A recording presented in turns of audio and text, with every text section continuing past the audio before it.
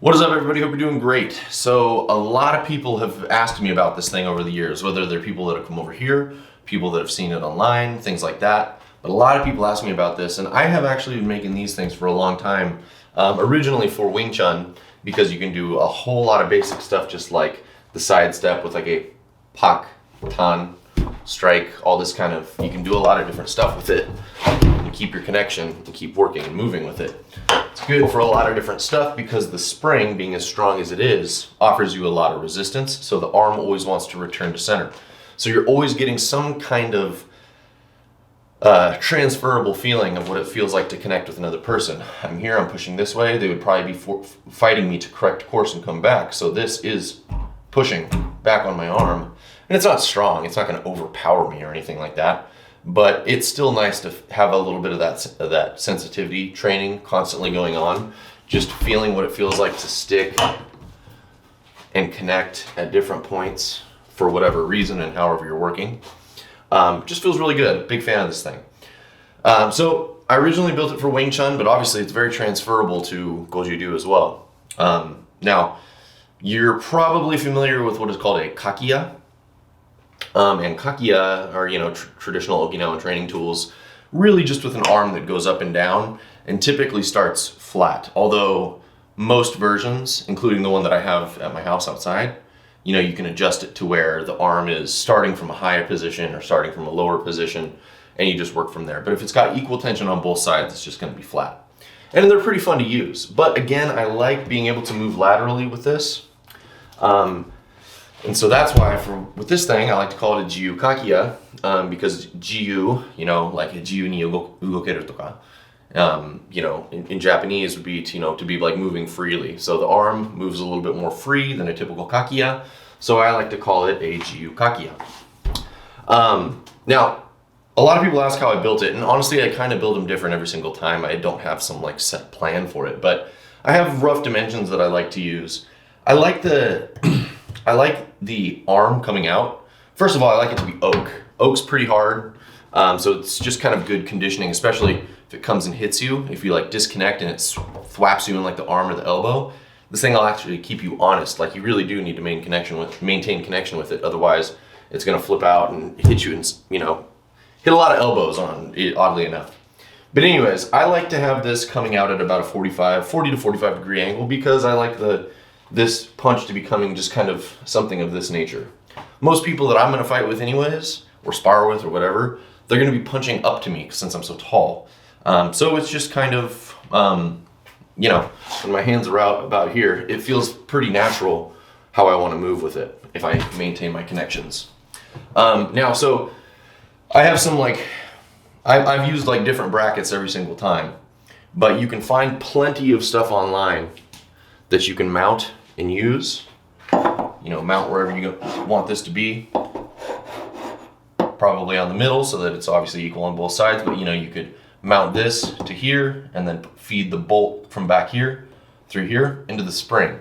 Now the springs that I like to use are the beefy hourglass shape CB antenna spring joints or springs or whatever.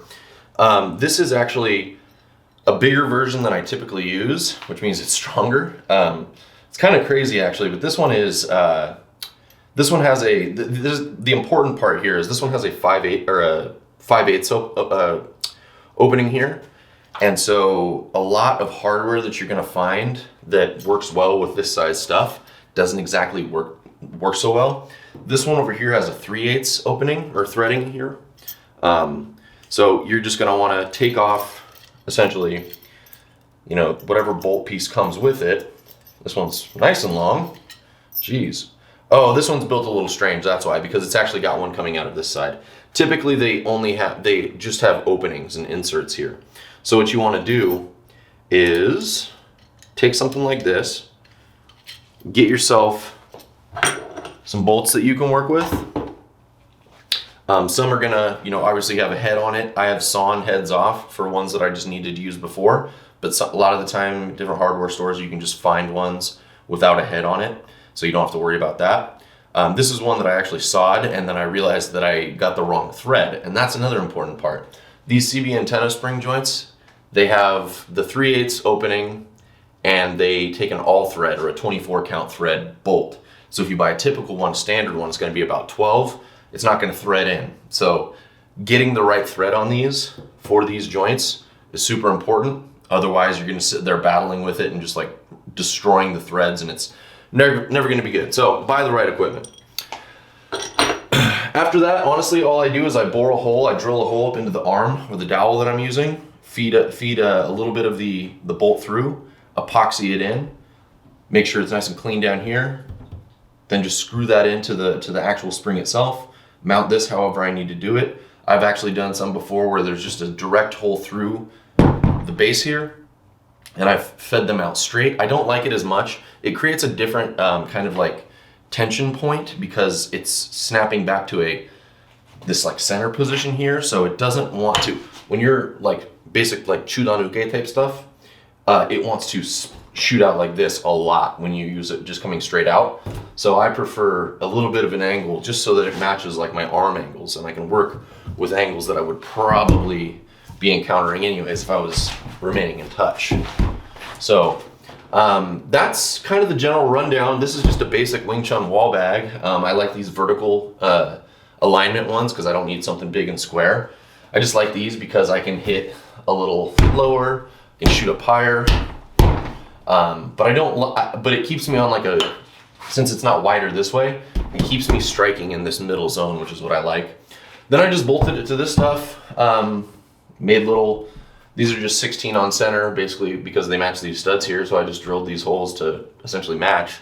But you could obviously drill and mount these however you want, on whatever you want, or even do like weird little mobile versions that you can actually like strap onto trees and things, if you wanted to.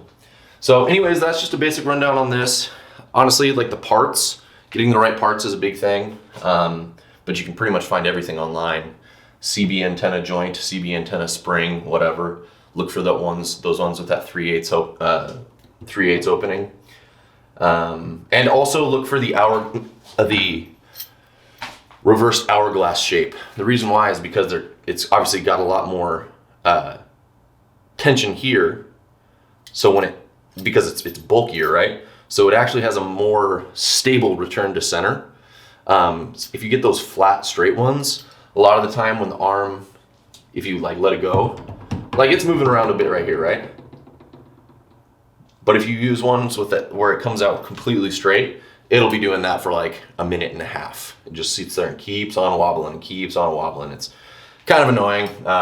So yeah, I prefer these reversed hourglass shapes. They are super strong, super good spring back to center. So hope this helps. I've seen some people making these. There's like some like super professional looking versions out there now too. But this works plenty enough for me. So I can just maintain connection at all points, try to have a connection and a strike, and never be like pop, pop, pop, pop, pop, too much stuff going on here without actually striking when I have openings. So lots of stuff you can do with these. They're a ton of fun, and good luck. Hopefully you can make some.